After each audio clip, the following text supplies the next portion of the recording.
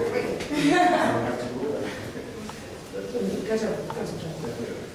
hi everyone, just feel free to grab a seat. We're about to get started. And this is probably going to be one of our more informal events just because of the small turnout, but however, we do have a great speaker in store for you, so we're very excited to have you here. And just first and foremost, for those who are new to Startup Grind, just to give you an overview, Startup Grind is basically a startup community of about 35,000 entrepreneurs now across 65 different cities across the world. And what we do is essentially host monthly events where we connect entrepreneurs to local individuals who are starting off their own enterprises. And while you network with different individuals within your community, you get to hear the story of someone who's a successful entrepreneur within your local area, just to know how they really pulled the ropes, like how they started their ventures. And so that way you won't repeat the same mistakes, or at least learn from their stories. So today, I'm going to introduce to you Aman, and he has a very accomplished background. So if you don't mind, I'll just read it off right here. And he's basically a serial entrepreneur who is passionate about creating better futures through the power of ideas and disruptive thinking. He has an entrepreneur journey that began in 1991. And even before he entered uni, he brings over 2 decades of experience to the various ventures he's associated with. He has launched 9 enterprises and 3 within other markets within the MENA region. Most recently, he co-founded IRS, the world's first global leadership strategy consortium. And in 2011, he launched the Future Leadership Academy, a pioneering social venture that is a greenhouse for preparing future world leaders, thinkers and entrepreneurs from ages 3 to 24. In late 2010, he co-founded Impact Hub Dubai, which is where you all are right now. And Impact Hub essentially is a part of a global network that is part campus, part incubator, and part innovation hub for over 8,000 impact-driven entrepreneurs. And to give you an educational background on he holds a first-class master's degree with honors from Oxford University in politics, philosophy, and economics, as well as a diploma in marketing from the London School of Economics. And he is a lifetime member of the Stanford Business School. So welcome, and thank you so much for sharing your time with us. Just to give you a brief introduction as well, my name is Christine Sufran. I'm the chapter director here. We are a team of different students from Holt International Business School, and I like to identify, we have Lincoln, Adebayo, Bobby, Ibrahim in the back with photos, and then we have Markeith, Adrian, and then also Kiki, who you registered with earlier today. So with that, we'll get started with the fireside chat, okay? So just for starters, you have launched several successful enterprises. And some of our successful speakers are still trying to describe their journeys with just one enterprise. How did you do it, and how are you able to balance all these different enterprises that you launched? Right, thank you, Christian, for having me here. Welcome everyone to Impact Hub. This happens to be one of our ventures as well, so you're actually in the home of one of our ventures. I'd like to see you here this evening. So to your point about the different ventures, I mean, I don't think I ended up deciding when I was getting into entrepreneurship that I will do a lot of businesses. It just happened to become that way. And therefore the question of how do I manage it, I think it depends on which day of the week you talk with me. I mean, I think there's some days of the week I will say I'd rather not do any business, and the other days I would say give it more. So I think it's kind of a function of how I'm feeling mentally at that day. There's nothing about the physical effort, but it's all about how I feel confident with. And so just knowing about these different enterprises, I mean, we're right here in Impact Hub. Why Dubai and why the MENA region? Vis-a-vis Impact Hub? Yeah, it's just not just Impact Hub, but all the ventures that you started. Well, I've been living in Dubai since I was 1 year old, so this is pretty much home for me, and therefore I don't think I selected this. I think the story I was actually lucky to kind of pick up just about 2 years ago. So my father moved here in I think it was 69. What I didn't realize were the circumstances around that. So he was describing his journey to come here to a fellow, I think it was a family friend or someone, and he said that at that time when he moved here, he had 2 choices. He could come to Dubai or go to Kabul. And the reason Kabul, again, if you look at it historically, was doing very well at that point in time. But my late grandfather encouraged him to consider Dubai as opposed to Kabul, because he had a friend in Dubai who he said, why don't you go and meet him, and maybe it's going to work out. So I think I'm going to thank my late grandfather again that you're actually, because otherwise we'd be hosting the startup grind in Kabul right now. Right, exactly. And so is there a chapter there? Chapter in Kabul, not yet. Okay. And those who are from different cities, I could tell you about the process of actually launching a startup brand chapter within that local area as well. We can follow up. And so just following up with that as well, how did you financially build up these enterprises? Because the concept of funding is a big question for a lot of individuals. I mean, we have accelerators, incubators, VC, angel investors, or even bootstrapping. What is your opinion on those different methods and how did you do it? So look, I think I launched about 5 or maybe 6 ventures pre-2011, and then post-2011 I launched 3 more. So I think that pre-2011 period in this part of the world, there wasn't a lot of angel funding going around or VC funding. It was a very much a case of private equity or bootstrapping or your own fund. So I think pre-2011, all those businesses I was involved with were raised through my own fund. In fact, the first business I launched was, I think I got 5,000 dirhams at that time. So I started with that, and I made a commitment of over $100,000 to a third party that I would end up delivering that. So it worked out in the end. And then this venture, for example, Impact Hub Dubai, we've actually gone to investors, for example. Okay. So I think it's a function of where the regional market is. I think there's far more appetite right now to look at deal flow, right, which wasn't there pre-2011. So I think we happen to be, I think, in a good time, sort of life cycle-wise, that people are willing to look at opportunities like these, which in the past were not even considered. So just knowing that, so in today, looking at Dubai now, what advice do you have individuals who currently have startup ventures and want to launch enterprises? Because, I mean, one of the first startup brand events we had was with Kamal, who's like the co-founder of I360, the accelerator. So do you have any advice as to what resources people could launch on for here in Dubai?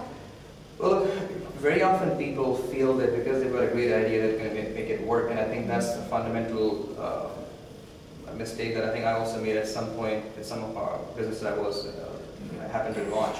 So I think in terms of resources and ideas, what I would probably I don't want to say advise, but suggest or recommend is that there are various ways to structuring it. It depends on the venture you're in. It depends on the kind of let's say product life cycle is going to be involved, and it depends on sort of market you want to sell to or sort of be involved with service-wise. So it's not a sort of straight off-the-shelf answer I can give you. It's going to vary for everyone. And I just wanted to talk real briefly about your educational background. You have some top names in your academic portfolio, and there's always a discussion as to whether individuals should go to get the MBAs or take courses to really learn the ropes of entrepreneurship, or just really just grind and hustle and figure it out day to day. What advice do you have, because you have that educational background, you have an extensive history in launching enterprises? Well, I mean, I've been, I think, blessed to have that educational background that you mentioned. I mean, I still remember very vividly the moment I got the acceptance letter from Oxford. I was actually driving back, or being driven back from playing tennis at the aviation club. And it was, I think, about 7:45 p.m. at that time. So it was a moment I remember very vividly. So regarding the need to have that background to be successful, I don't think that's necessary. But what it does do, it tells the other party that you can't be outfooled, if I can use that term. Okay. Because sometimes they may confuse lack of substance on the sort of degree sheet to mean lack of, I guess, credibility. And because my first venture I launched when I was 25, and at that age it's important to say, look, I don't have a lot of experience, but I've accomplished something, so you should be giving me an opportunity to at least present the case. Because at that time, you weren't seeing a lot of ventures coming out of this region. So I couldn't have said, you know what, I've launched a startup like a Google or a Facebook. Yeah. So it was just a case of, I've launched this business, or I'm interested in launching this business. Right. But it helped. It's like a signaling device, frankly. Okay. So if that's the case, so you don't really particularly need an MBA to start enterprises, do you have advice as to, are there courses that people should look into to help with that process, or do you just go with the flow of the experience and try it that way? But there is an interesting theory as to how to go about becoming an entrepreneur, or at least improving your entrepreneurial prospects. Right. There are some universities out there that seem to offer degrees or some sort of qualification in entrepreneurship. Mm-hmm. But I'm not sure that if you did a sort of a blind placebo test, that you'd be able to figure out whether someone who had that versus not had that, what sort of difference would have made. Right. But that being said, I think it's important to realize that education does help. So I asked, one of the first businesses I did was involved with executive education. So I worked with a lot of top business schools like Stanford and Columbia and so on. And having done that, 10 years later, I asked some of the professors, I said, I'm interested in doing an executive MBA. Is this something I should consider? And they said, well, if you're looking to do it from the sake of getting better, technically speaking, it's going to be a waste of your time because you've seen a lot of the content that you would have done there in these courses that you've been sitting through. But if you want to kind of build your networks, so you know, get connected to the HBS alumni network or the LBS alumni network or whatever these small business schools bring to the table, I think that's where the advantage lies. So I would say that, for me at least, it wasn't the kind of content, I'm sure I'd have learned from there, but it was more a case of saying, well, do you need extra connections? And I've joined a number of other groups that actually bring me that sort of, I guess, connectivity. And just a quick overview, how many of people in here have actually launched an enterprise already? And so, you're launching enterprises already? Is anyone, this is brand new, like you're about to start, you have an idea? So is the rest of the room just thinking about launching a startup? Yes. Okay. Just one. So you're a future entrepreneur, that's okay. Okay. So just keep questions coming because at the end of this, we definitely want you to participate and ask questions to help out as well, just to figure out what topics you want to address. And one thing I wanted to ask you, I read that you said that you had a theory about entrepreneurship, that you said that people are born with it, and that it comes from a dissatisfaction in the way things are done. Why do you believe that, and what examples do you have to highlight where that theory came from? Actually, there was that was probably a misquote that I ended up making on stage somewhere because I was trying to make reference to the fact that I was born on a Friday, which meant that I was destined to probably work, as opposed to saying that it's something you need to kind of have. But I mean, I firmly believe it can be taught. Okay. Yeah. And by any chance, I guess within the same article, you were describing different stages of your career that you highlighted. You said that the first stage is when you had little experience and little money and less understanding of what you wanted versus the second stage when you design life through your strengths and passion. Do you think, obviously, do we have similar stages, and where do you believe someone has crossed the threshold to be able to be ready to have the stomach to start an enterprise? Well, let me kind of make it a bit interactive. Let me ask everyone a question here, which is, who are the most highly paid people globally nowadays? Apart from, I guess, people who are running companies. You know, professionally or professions-wise, who do you find are very successful? And who gets very well paid. successful and well paid. Let's put it together. So I mean, very often success is measured by investment bankers. Yes. Finance. Okay. Who else? Backers are the people who lays in the comments. Lawyers. Okay. Do you watch sports? Yeah. Okay. All right. What other software professions? Actors. Sorry. Actors, like movie stars. Okay. Okay. All right. Engineers. Okay. Can you name me a very famous engineer? You get. Any famous engineer? Well, that's the point I'm trying to make. Exactly. So, do you want to name a famous actor? Of course, Tom Cruise. Okay. Name a famous football player. Ronaldo. Really? What about name a famous investment banker? I'm sorry? Warren Buffett. This is a great exercise. Okay. And These Colbert. sorry? No, sorry. Those who are not behind bars, I mean, like the ones. But look, the reason I'm asking this question, it's not a trick question, but the point I want to make, kind of indirectly answer your question is the people who are drawing vast amounts of money, so this is not a materialistic exercise, but those who are making a lot of money are those who are supremely talented in their area of expertise, quote unquote, and at the same time they love doing it. So I've rarely met an engineer who wakes up in the morning and says, I want to do more engineering, for example. But I've met, I mean, you've seen probably people who are musicians, for example, or athletes, for example, and even people who are involved in movies, who wake up saying, I want to kind of create more magic today, for example. And that's because there happens to be this unique mix between where their passion lies and where their competence lies. So to answer to your point about, where I've progressed personally as well, So stage one, the first say 4 or 5 businesses I was involved in, I was, I guess, very raw to it. So I was launching businesses because I felt there was an opportunity and I was passionate about the topic, but I wasn't necessarily skilled in it. And again, by way of background, almost every business I've launched, I've got no prior industry experience. And that means it's purely because I'm bringing passion to the table. And so now, for example, where we are in Impact How to Buy, when we were starting this back a few years ago in terms of the team format, like the other founders I had with me, we made a conscious choice to put together a team that actually was strong in areas and enjoyed doing it. So for example, I hate finance, for example. So I said, I'm not looking at finance, I will look at it, but I'm not going to do it. So there are other people who are very good at doing operations. So we created a team structure that was very aligned around where our personal strengths lay.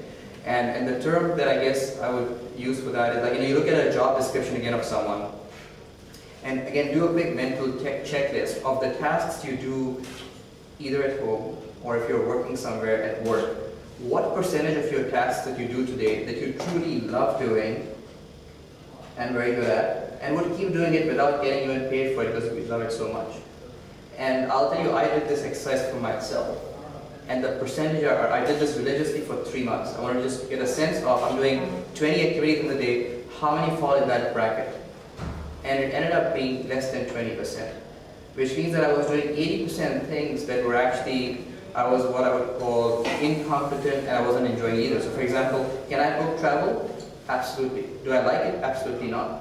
So I hired an assistant for that. Do I know how to iron clothes? I think I do, until they get burnt. But once they've not been burnt, do I enjoy doing it every day? So again, you kind of match that expertise with where people bring in. I think the same applies now stage 2. So as I look to design this current stage of my entrepreneurial career, I'm looking at doing only those things that I am also not just good at, but also enjoy doing.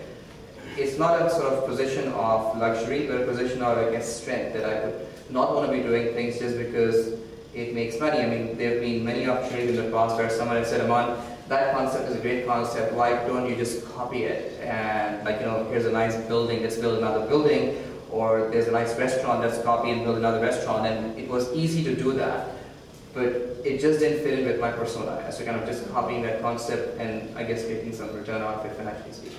So I don't know if that answers your question, but the point is that this stage, I think increasingly, if you look at how people are looking, I guess those people are less, not satisfied, but those who are less stressed, they're trying to create those roles in their lives where they have a bit more, not just expertise, but they truly enjoy doing it. So, I don't know, that's my sort of take on it. No, that's a valid point. And just, you mentioned something about team, and that's something that a lot of successful enterprises are evaluated on. What advice do you have about individuals trying to find the right partner, but trying to create the right team? Should they turn to family and friends? Should they turn to strangers who are experts? I mean, what advice do you have about the team creation? I would never employ family or work with family. I've had experience from my father. I've had experience, I kind of am involved with the family business, but on the board level, so I don't get involved operationally. And and even with friends, I would never work with friends as well. It sounds strange. I mean, the people I've right now got as my co-founders in Impact Hub are those who have become friends, but they weren't friends, which means that I didn't have this sense of shyness if I had to say something which was not appropriate because I felt it was right for the business. Whereas if I had a friend or a family member, I'd have to restrain myself. And that sense of being held back is just not necessary in a business. It will just going to prevent success or at least create roadblocks. So to find the team, I guess, again it goes back to the point, I would do, as we do right now as well, not just do a sort of analysis of what roles are needed, but again find out what do people really love doing. And at the end of it, try to find out, you may not find 100% fit. Like I said, I was doing 20% of my job, which was stuff that I loved. But if you can find a team structure where at least people are operating between 10 to 30% in their zone, they will give a lot more than if they were being asked to do stuff that just because it was being paid in a certain way or because the title was a fancy title. I mean, to give an example, today we were looking to hire someone and the title was X, and they said, well, you know what, the title won't sort of, and you're paying this position 5,000 dirhams a month to give you sort of a sense of the, so if you attract someone, and this person is supposed to liaise with third parties, we said, you know what, why don't let this person choose the title? And then he can find out what title he or she feels will create the maximum impact with the stakeholders he's going to deal with. So we've got no hunches. So I think very often you'll get hung up about titles. I mean, I don't have a title here other than co-founder, by the way. And you know, I was referred recently by someone as CEO. That was a surprise. The first time someone said I was a CEO, and so it doesn't really matter to us. At the end of it, we're looking at the impact we create, and that applies to our business as well. And in terms of the title between the co-founder and the CEO, does that impact the direction of the enterprise in terms of having the direct line of leadership for the company? Well, we know who's in charge or who are leading certain streams. It's not sort of chaos, but what I'm saying is the titles are not something that we used to hold our sort of sense of pride or ego at. It's just a case of saying, well, if we need a position holder to, I guess, attract attention from a media perspective, okay, this person is our media spokesperson. Or if you need something by way of expertise in terms of, I don't know, event making, okay, this person does that. But that's kind of there's a term they use now in organizational dynamics, which is, I don't know if you've heard of it, it's called holacracy. And the idea is that you basically work through a system of circles versus layers. And that just means that you're having sort of circles of expertise versus having layers that you can create, obviously, as big an organization as you want. And when you're in a circle, titles don't matter. I mean, like, you are leading that circle versus you're leading a department. And the circles get created and disbanded depending on need. So I think that just makes it very interesting. And so, just to highlight, I mean, a lot of our previous participants have told us of like books that they read to launch enterprises like the Lean Startup or the top novels. I mean, there's so much literature on entrepreneurship, how to launch an enterprise. I mean, there's a lot of websites on this topic as well, but yet people are still struggling with those initiation phases of launching an enterprise. What do you think is missing in the literature, and do you even recommend any novels for people trying to get on that phase? Look, I'm a terrible reader, so I love to want to read, but I don't think I'm able to get myself to do it. But there's one book I would recommend, because this has made a very powerful impact in the way I run businesses. It's a book called Mastering the Rockefeller Habits. And this is a book written by one of my early mentors, Warren Harnish. He basically set up an organization called at that time it was called the Young Entrepreneurs Organization. Now it's called the Entrepreneurs Organization, because all of the people who started this are no longer young, so they moved the young. So Mastering the Rockefeller Habits is one of those few books I've read, and one of those few books within those few that actually I can read and start applying the very next morning for the entrepreneur. And the reason it's interesting is that it's a practical toolkit, which is sort of distilled from experience of someone who's done it many, many times.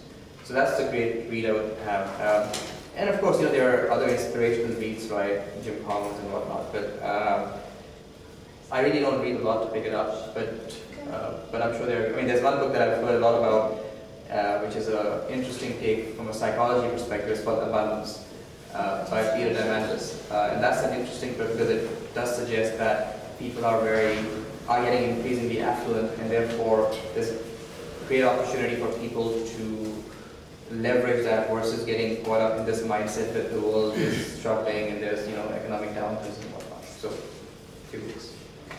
So I'm just going to bring it back to the local level here in terms of Dubai. I mean, everyone knows about like Expo 2020 is coming. There's going to be a lot of changes for Dubai. Do you foresee it being better for a lot of people trying to start up businesses, because there might be an instrument of investors, VCs, and other modes of funding, and also just other ideas circulating because in preparation for this expo? What recommendations do you have for people here? When I talk to people who are, I guess, in very larger corporations, none of them seem to be feeling that they will sort of make a transformational change to their business, because they don't want to be caught out post-2020 when there will be a steep drop, which has happened in every country that has hosted an expo, whether it's Shanghai, Milan, you can name it. There's been a steep drop, and therefore, and those countries have usually gone into recession pretty much very quickly after that. And hence, for someone to simply build a business for the sake of expo, you need to be prepared to take the flight out the day the expo ends. But what has, I think, happened is that we know what our strengths are. So for example, if I'm in the business of education, I can innovate in that area, but I should not think, you know what, because Expo is coming, I need to get into real estate, or because Expo is coming, let me get into logistics, or which are not my core areas, and basically do the same mistakes which people made in the last downturn when they got into, I get lured into areas which were not their strengths, but because the media was sort of sensationalizing it, they ended up kind of going into it. So opportunity-wise, I think, you know, if you're doing something, just make it better and kind of find other angles to improve that.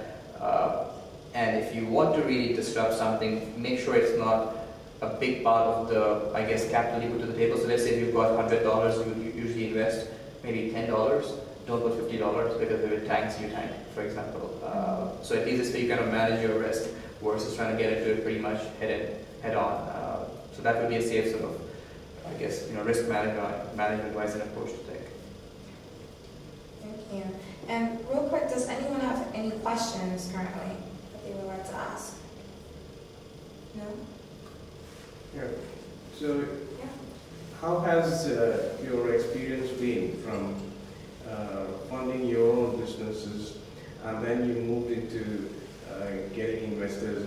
What has been your experience? How do you relate both? How different are those? Again, it depends on which day I wake up. Some days I love my investors, some days I hate them. And the reason is that it brings in a lot of responsibility and governance to the table. So this particular venture was funded almost, I think, 70% has been funded by friends in Highland who know me very well. And that brings in a great degree of responsibility. Because if it tanks, then my relationship gets affected. And so this is the only time I would say I had to work with friends, because if I'd gone to outside investors, they would have said, well, if your friends won't lend to you, why should we? You know, they know you very well. So here I had to, and that's a typical strategy you take, right? You go to friends and family for the first round. And you know, I remember this one person who I went to meet, not for getting funding from him, but to his office, and he is a major entrepreneur himself, you know, many in retail and all that. And meet in his boardroom, and he orders coffee. He's like, hey, we have a conversation. And I said, okay, do you have any ideas as to who you think could be interested in a venture like this? So how much do you need? I gave him a sense. Okay, he's like, okay, I'm going to commit to you this much. And I'd taken my feasibility to show to him. He didn't look at that. And when we left the room, it was like an hour meeting, he took that feasibility, put it in the corner of his board. He never looked at it. Now, I don't think other investors normally do that who are financially driven, right? But that just meant, ouch, if this goes wrong, my relationship will kind of get hit big time maybe. So that's one side. And I think the governance which it brings, obviously, that I have to be far more mindful in reporting requirements, for example. In the past, I could have been a bit casual about it, but now I've got a board of directors that I, in a sense, report to. And I'm part of that board, but also I report to it. And therefore, the sense of being alert as to what is being done. Every step, I won't say is being watched, but potentially could be sort of reported in a sense. Because, okay, the fact that I'm one of the co-founders and involved in bringing it up means nothing if we screw the business. And I could remain on the board, but be replaced as management. So, you know, mentally I have to be prepared for that. Or if I had my own business, you would have been able to kick me out of the business. So the good thing is that I have to make sure that I run the business well. So again, it's a pros and cons there, but it does make me, like I say, in some days when I've done something which has helped the business move forward, I know the board can't do anything because we have delivered results and, you know, taken it forward. On a day when we have screwed up in some ways, whether it's a service experience, for example, or a product development approach or something, it just means that, you know what, I may have a call from a board member. It just happened last Thursday, funnily. We had a board member working out of the space here, and it was a very small matter, literally a very small matter, and it got an email chain went out to the board saying, here's what happened. And that took 5 emails to resolve, and that was not good because bandwidth, it was a very small issue, and that issue is not more than 3% of our bottom line, but it got raised. So what I'm trying to say to you is that because it could be that anyone's watching, that we have to make sure that we deliver very well. So it's good in a way, you know, it kind of makes you feel far more disciplined and so on and so forth. But I say some days I'd rather not have that, but they're good. They've contributed financially, so they have a right to obviously understand what's going on. One of the questions I have is, I'm a finance sort of specialist myself. Mostly, and I advise quite a few of the startups, mainly mid to large, but quite a few startups as well. Most of them are looking for investors, but what I always believe is that if you dilute at the early stage, you give a big chunk for little money. So people do not have this conscious, okay, I'm not expecting them to have this divine thing or whatever. What I want people to sort of look for is that why not they start up their idea take off to a level with their own commitment and bring investor at a later stage. But what do you think of your experience? There are a lot of people having money. Like for example, you could have invested a lot yourself, but you always bring an investor to diversify risk. But at the same time, you dilute a lot at an early stage. So this trade-off, especially in this part of the world, as compared to places like India or even quite a bit in the West, it's not. People bootstrap a lot from within. Look, I mean, with the business this business in particular, to take this example, Impact Hub is a sort of business that is groundbreaking in terms of what we're doing. So there's no similar business in terms of the ecosystem approach that it provides globally. And so therefore, for someone to look to invest in it, it requires a leap of faith. So it's a hard sell in the first place. But it also means that because we are not trying to, see, we're not a retail or a restaurant where you sort of build it and they will come. This business is very co-created. It's very driven by community involvement. So we had to go out with an approach even before we went for funding, we built an advisory board. And that advisory board was a very powerful list of names, Emiratis and expats, that could get us access to opportunities that could provide protection. Because what we're doing right now, 4 years ago, 5 years ago when we began, there was no legal structure for it. There still isn't a legal structure. So therefore, and then when you have people asking you questions, when they see X, Y, Z on your advisory board, they'll say, like, these guys will not get involved with these guys if it was this sort of a sham venture. So that's one, again, signaling element going back. Now, as far as investors is concerned as well, I don't think we look at it from a risk perspective. I think it was a case of saying, okay, how can we involve different elements of the community? Because when they come in, I want to have, when I describe my investor base, I want to say, look, here's someone who happened to be in retail, is an Emirati. Here's someone who happens to be an expat and is involved in retail or in sort of food or whatever. Here's someone who is involved in real estate. And that just meant that we could get more validation for our concept. So it was again validation versus just financial risk diversification there. And when we did that, it allowed us to, this venue that we are sitting in is damn expensive. It's in the heart of downtown, and it's, it's a center of town, if you believe in Mars sort of PR. And hence it means that it would have attracted a premium. So it meant we had to not just get in the money, and again, while, you see, if I put in 100%, it would have been a bad strategy. Not just from risk diversification, it would have meant that people would have felt this concept doesn't have backers. Whereas now when I've got other investors, and we've got more than just one or two, we've got quite a few investors here, what we have done from a sort of a governance perspective is that the founders have retained some control despite our, let's say, shareholding structure, which means that we cannot be overruled from a, I could say, constitutional perspective. If you screw up management, that's fine. I don't deserve to be on sort of management team if you don't do well. But from, let's say, one of the core elements of the vision is that we are impact driven, not profit driven. So if tomorrow we end up being told, here, set up this business which will generate tremendous profit at the expense of social impact or community impact, we can veto it right now. So, and that's what we want, because again, globally speaking, when with 45 other hubs around the world, the key message is that people are not just doing this for the sake of making money. It's not a commercially driven venture. So in this case in particular, we had a lot of reasons to bring in other investors as well.